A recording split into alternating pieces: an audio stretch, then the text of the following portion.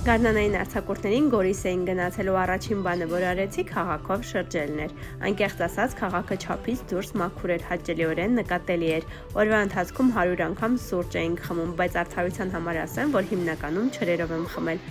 Հասցրի նաև ընկերներիս հետ հանդիպել, մամայիս ծննդին հարազատներով հավաքվել, ծնունդը թողած ֆիլմ նայել ու մի լավ քրքջալ։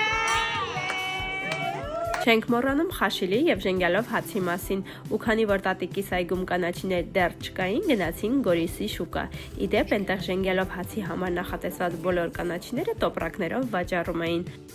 Որ ճիշտն ասեմ, անձամբ չեմ պատրաստել, բայց միշտ պատրաստման գործընթացին ներկա եմ եղել։ Դե ուտողի դերում էի էլի, բայց այս անգամ փորձեցի ու իսկապես շատ հեշտ ու հավես պրոցես էր։ Ընդունակ եմ տատիկ։